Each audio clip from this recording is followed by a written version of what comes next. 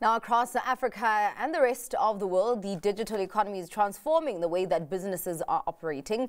PwC, in the meantime, notes that taxation of Africa's digital economy is on the rise, with 21 countries having enacted rules for non-resident suppliers to account for value-added tax, while also taxing goods and sales of electronically supplied services. Matthew Besanko, Indirect Tax Leader at PwC SA, joins us with greater perspective on the rising trend. Thank you so much for your time, Matthew. How difficult is it to tax the digital economy, and particularly on actually calculating the value that it creates?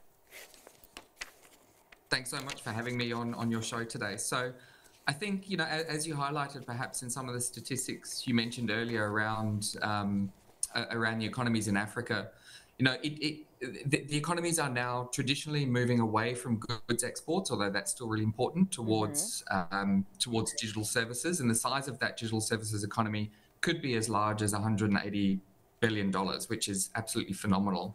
I think that the challenge you have across Africa is that, unlike other parts of the world, there's no harmonized approach in terms of how you tax the digital economy. And as you mentioned, we've got 21 countries across Africa that have introduced rules to tax digital services, and there's another 10 countries as well in the works, and all major economies across Africa, Egypt, Nigeria, South Africa and Kenya, have introduced rules, but those rules differ across the board. And unlike with goods, where there might be common customs zones or trading zones, and in fact the African Continental Free Trade Agreement, which standardizes the way that goods can be transacted across borders, that's not the case with digital services. So, if you're a foreign entity looking to supply digital services into one of the territories in Africa, you face a situation where you've got different thresholds, different requirements in terms of whether you tax transactions only with other businesses or only with businesses and consumers.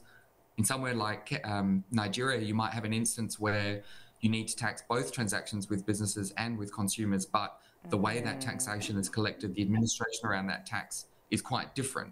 So that raises the cost of doing business, quite substantially. You've got different levels of taxation as well, and of course different VAT rates that you need to contend with. And I think this really creates an opportunity. So it creates challenges for business, but it creates a great opportunity for governments and revenue authorities across Africa to come together and look at harmonizing the approach. If we look into more developed or further developed economies where they've done exactly that, the European Union's got what they call VIDA. Now, VIDA it's not a coffee shop. It's VAT in the digital age. It's a group of standardized protocols or procedures, which means you have one simple VAT registration across all the European Union. You've got harmonized rules, harmonized requirements around tax invoices, and that makes the cost of doing business so much easier and so much simpler. But that, I think, is the big objective for African territories, to get to that point where it's more harmonized and easier. And that will have the impact of growing the economy much quicker.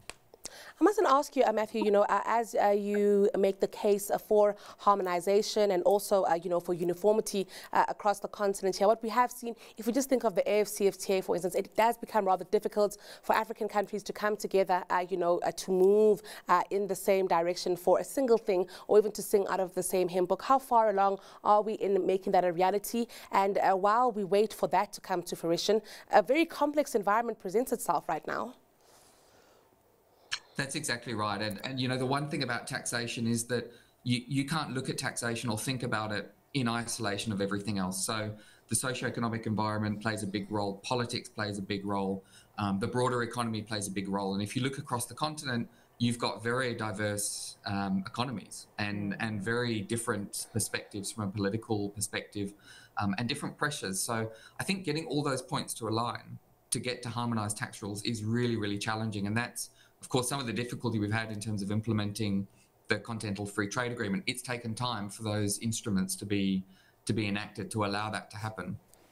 But where there is political will and where there is an economic incentive to do so, that will ultimately drive drive that to fruition. It just takes time. And really just emphasizing the point that you made as well, because the EU has made a plan to kind of get to a state of harmonization, as fragmented as the economies are, same as Africa. So it's quite interesting that we haven't gotten to that point yet. But I mean, are there institutions and policies that can guide African countries in this effort?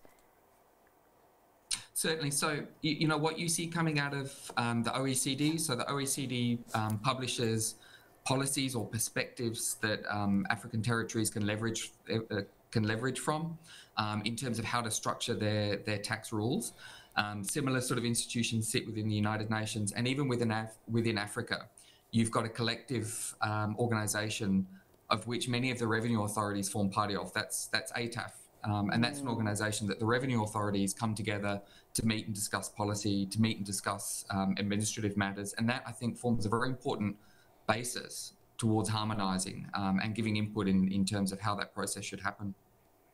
Matthew, you know, on the African continent, we rely heavily on small and medium-sized enterprises to drive growth, jobs, and I think they are possibly more vulnerable to the complexities that present themselves, you know, with the various tax rates and the various tax rules here.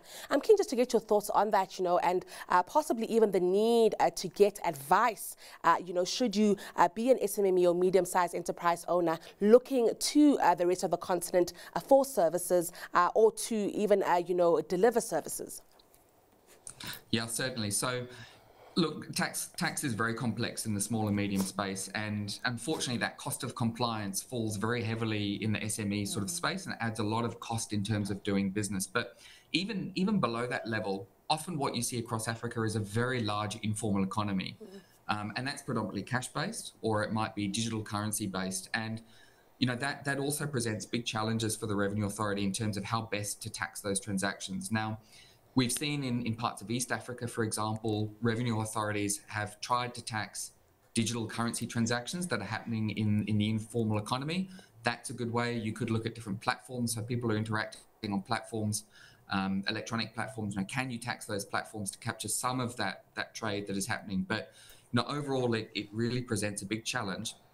And as always with, you know, digital services, things move very quickly. So the moment the revenue authorities identified what the right taxing point is and where that tax should be levied, the digital economy has moved on. Things have changed much more quickly. So, you know, this really does present a big challenge for the Revenue Authority and particularly for small, medium businesses in the informal sector in terms of being able to comply with those rules. Yeah, indeed. And really just looking at the, you know, the big part of the pie being informal also really emphasizes the fact that there are opportunities for tax evasion. So also the tax authorities also need to beef up, you know, how digitally equipped they are. Thank you so much for your time and for your insights on that, Matthew.